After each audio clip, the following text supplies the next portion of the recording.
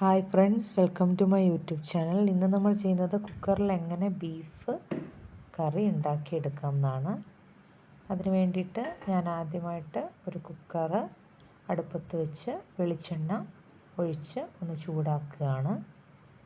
ഇതിലേക്ക് ഇഞ്ചി, പച്ചമുളക്, വെളുത്തുള്ളി എന്നിവ ചതച്ച പേസ്റ്റ് നമുക്ക് ഇട്ട് മൂപ്പിച്ചെടുക്കേണ്ടതുണ്ട്. അപ്പോൾ അതെല്ലാം നമ്മൾ റെഡിയാക്കി വെച്ചിട്ടുണ്ട്. സവാള, പച്ചമുളക്, കരിവേപ്പില ഇതെല്ലാം അരിഞ്ഞു വെച്ചിട്ടുണ്ട്. അപ്പോൾ നമുക്ക് വെളിച്ചെണ്ണയിലേക്ക് ഇഞ്ചി, വെളുത്തുള്ളി, പച്ചമുളകും ചതച്ച പേസ്റ്റ് ചേർത്ത് കൊടുത്തത് മൂപ്പിച്ചെടുക്കാം.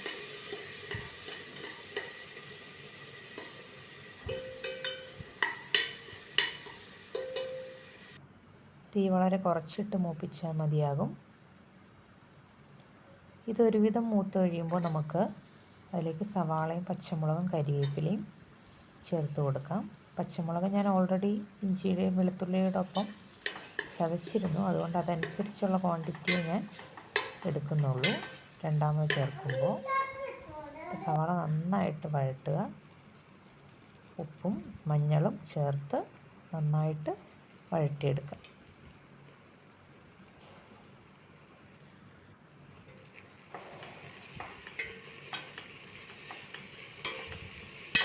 സവാള എത്രത്തോളം വഴളുന്നു അത്രയും നമുക്ക് കറിയുടെ ടേസ്റ്റ് കൂടുതലായിരിക്കും.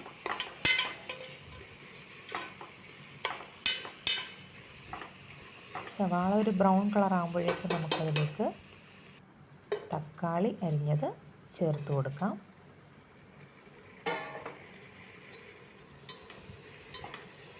തക്കാളിയും സവാളയും ചേർത്ത് വഴലാനുള്ള ടൈം കൊടുക്കാം. അപ്പോഴേക്കും നമുക്ക് പൊടിവകകളെല്ലാം ഒന്ന് ചെറുതായിട്ട് ചൂടാക്കിയെടുക്കാം.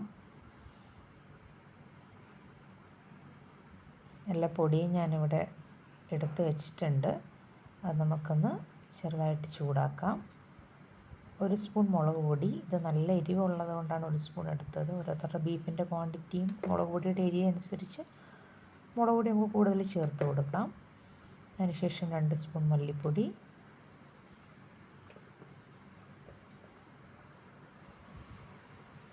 മസാല പാകത്തിന്. ബീഫിനൊക്കെ നല്ല മസാല നമുക്ക് വേണ്ടി വരും. കുരുമുളക് പൊടി, അതായത് നല്ല മുളകെന്ന് പറയും. ഒരല്പം ഉലുവ പൊടിച്ചത്, ഒരു നുള്ള് മാത്രമേ ചേർക്കാവൂ. ഉലുവ കയ്പുള്ളൊരു വസ്തുവാണ്. പിന്നെ ഒരല്പം വറുത്ത ജീരകവും കൂടെ ഞാനതിലേക്ക് ആഡ് ചെയ്തിട്ടുണ്ട്, ഒരു സ്മെല്ലിന് വേണ്ടിയിട്ട്. അത് ഒഴിവാക്കേണ്ടവർക്ക് ഒഴിവാക്കാം.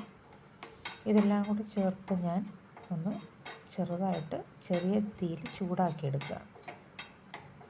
പാൻ ചൂടായി ഓഫാക്കിയ ശേഷം ആ ചൂടിൽ ചൂടാക്കിയെടുത്താലും മതിയാവും. ഈ പൊടിവകയെല്ലാം നമ്മൾ നന്നായിട്ട് വഴണ്ട സവാളയിലേക്ക് ഇട്ട് കൊടുത്ത് ഒന്നുകൂടി വഴറ്റിയെടുക്കുകയാണ്. പൊടി ചേർക്കുമ്പോൾ നമ്മൾ തീ എപ്പോഴും കുറച്ചിട്ടിട്ട് വേണം വഴറ്റിയെടുക്കാൻ, അല്ലെങ്കിൽ പൊടിവകകൾ കരിഞ്ഞു പോവും.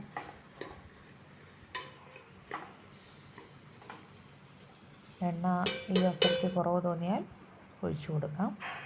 അപ്പോൾ സവാള നന്നായിട്ട് വഴണ്ടിട്ടുണ്ട്. ഇതിലേക്ക് നമുക്ക് കഴുകി വൃത്തിയാക്കി വെച്ചിരിക്കുന്ന ബീഫ് ചേർത്ത് കൊടുക്കാം.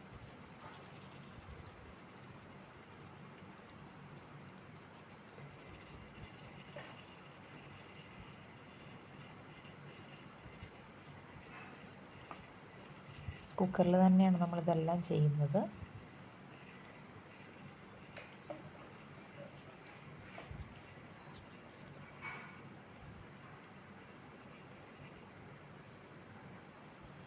ബീഫെല്ലാം ചേർത്തിട്ട് നമുക്ക് നന്നായിട്ടൊന്ന് ഇളക്കി കൊടുക്കാം.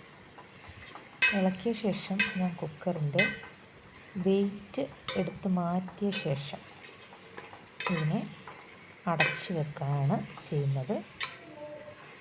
നമ്മൾ വിസിലടുപ്പിക്കുന്നതിന് മുമ്പ് വെയിറ്റ് ഇല്ലാതെ കുക്കർ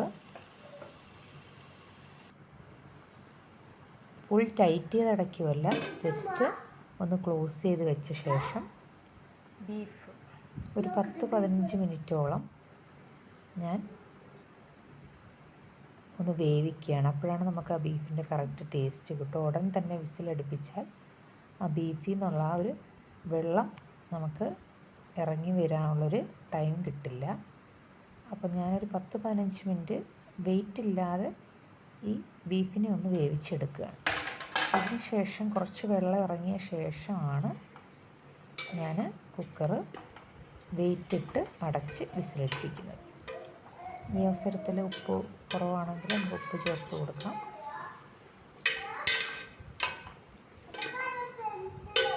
അപ്പോൾ വെയിറ്റ് ഇല്ലാതെ ഞാനൊരു 10-15 മിനിറ്റ് വേവിച്ചു. അതിന് ശേഷമേ ഞാൻ വെള്ളം ചേർത്ത് കൊടുക്കുന്നുള്ളൂ.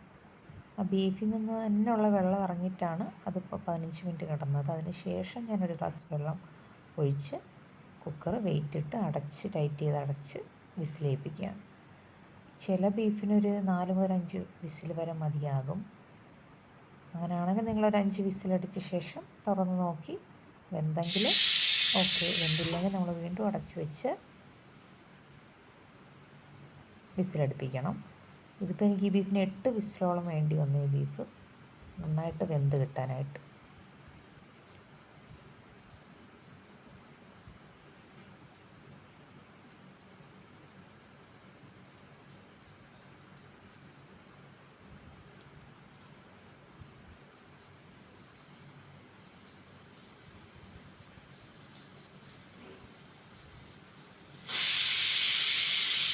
എട്ട് വിസിലടിച്ച ശേഷം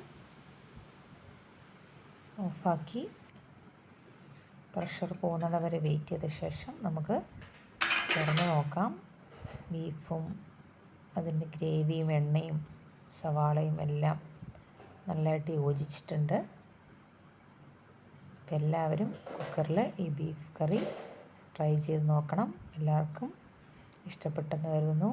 വീഡിയോ ലൈക്ക് ചെയ്യണം, ഷെയർ ചെയ്യണം, സബ്സ്ക്രൈബ് ചെയ്യണം. Thank you so much.